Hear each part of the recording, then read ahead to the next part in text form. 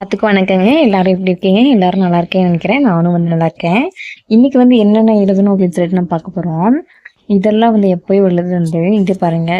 இது என்ன "வாராயோ வாராயோ" சாங் தான் நான் எழுதியிருக்கேன்.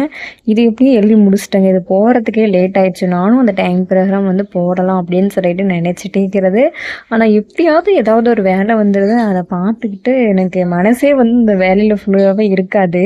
இங்கே வீடியோ போடவே இல்லையே அப்படின்னு சொல்லிட்டு பக்கு பக்குன்னு மனசு அடிச்சுக்கும். அதுக்கு பிறகு எப்படியோ எழுதியாச்சு. எழுதி வீடியோவும் போட்டாச்சு. இந்த ஜூ எல்லாம் இருக்குல்ல, இதெல்லாம் எங்க மிஸ் அதாவது மிஸ்ஸுன்னு சொல்கிறேன், ஸ்கூல் பிள்ளை மாதிரியே இல்லை. அதாவது எங்களோட மேம் டீச்சர் இதெல்லாம் இப்படி ஸ்டைலாக போடக்கூடாது அப்படின்லாம் சொல்லிட்டு இருப்பாங்க. ஆனால் இப்போல்லாம் போடலாம்ல, இது எழுதுறதுக்கு என்ன ஸ்டைல் வேண்டி இருக்குது அப்படின்னு சொல்லிட்டு. ஆனால் நம்ம எக்ஸாம்லாம் எழுதுறோம்ல, ஏதாவது எப்படி சொல்கிறது, குரூப் ஒன்னா அது ஒன்று, அப்புறம் 10th 12th பப்ளிக் எக்ஸாம், முக்கியமான எக்ஸாம் எல்லாம் இருக்குல்ல, அதெல்லாம் இது மாதிரிலாம் ஸ்டைலிஷ், அதாவது இது மாதிரி ஸ்டைலிஷாக எழுதவே கூடாது. நம்ம அது என்ன வார்த்தை இருக்கோ அதுதான் நம்ம எழுதணும். இன்னொன்று காமிக்கிறேன் வாங்க, கண்டிப்பாக வாங்க, இன்னொரு பக்கத்தில் இருக்கிற பாருங்க.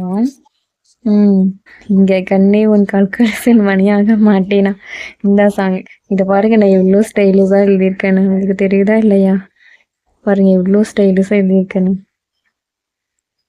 இது வேறு கை வச்சு அழுக்காயிடுச்சு. நான் அப்படியே வீடியோ எடுத்து போட்டுட்டேன்.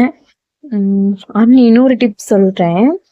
என்னன்னா, நம்ம எழுதும் போதும் இது பண்ணும்போது எழுதிட்டு நம்ம கரெக்டாக பார்த்து பத்திரமா எடுத்து வச்சிடணும். இல்லைன்னா அழுக்கு பட்டுரும், இல்லைன்னா இங்கு ஊற்றிடும். நம்ம கரெக்டாக அந்த அன்னைக்கு தான் அழகாக எழுதியிருப்போம் அப்படின்னு பார்த்து ஏதாவது ஒன்று சொதப்பிடும். அதனால பார்த்து பத்திரமா எல்லாத்தையும் எடுத்து வச்சு கரெக்டாக எழுதணுங்க. அதுக்கு பிறகு நம்ம இன்னொரு பாட்டு எழுதியிருக்கோம். அது நான் ரிலீஸ் பண்ணல. இன்னைக்கு 6 o'clock வந்துடும். சிம்பிளா எனக்கு என்ன எழுதுறதுனே தெரியல. அதனால சரி ஓகே, சிம்பிளா எழுதி போட்டுடலாம் அப்படின்னு சொல்லிட்டு தான் எழுதியிருக்கேன். இதெல்லாம் என்னன்னே தெரியல. சிற கண்ணால சிக்கின என்ன சிறையிடலாமோ, எத்தனை நாள் இப்படி நாய்கிறது, பொட்டு வச்சு போடிக்கும் நாள் இருக்கு. இது என்னன்னே தெரியல, நான் பாடணும்னு தோணுச்சு பாடிட்டேன். இப்படிதான் நான் எழுதியிருக்கேன். இது நார்மலாக தான் எழுதியிருக்க மாதிரி தோணுது. இல்லை நார்மலாக தான் எழுதியிருக்கேன். நான் எப்போவுமே சொல்கிற மாதிரி என்கிட்ட நிறைய பேர் கேட்டிருக்காங்க, இந்த கொஸ்டின் உங்ககிட்ட கேட்டிருக்காங்களான்னு நீங்கள் வச்சு பார்த்துக்குங்க. எனக்கே தெரியாது. நான் எழுதி நான் பாட்டு எனக்கு தெரிஞ்ச மாதிரி எழுதி, இந்த அசைன்மெண்ட்லாம் செய்வாங்களா அது மாதிரி ஏதாவது எழுதி டிசைன்லாம் போட தெரியும் நிறையா, போட்டு கொண்டு போவேன். ஆனால் இதுவே ரொம்பவும் அழகாக இருக்குது, நீ எப்படி இப்படிலாம் பண்ணுற அப்படிலாம் எனக்கு கேட்டிருப்பாங்க. உங்களுக்கு எப்படி தெரியுதுன்னு சொல்லிட்டு கமெண்ட் பண்ணுங்கள். உங்களுக்கு வேறு ஏதாவது வேணும்னாலும் கமெண்ட் பண்ணுங்கள். நான் உங்களுக்காக அதை எழுதி போடுறேன். இன்னைக்கு இவ்வளோதான் எனக்கு சொல்ல முடிஞ்சிச்சு. அதனால இதுதான் சொல்லிட்டேன்.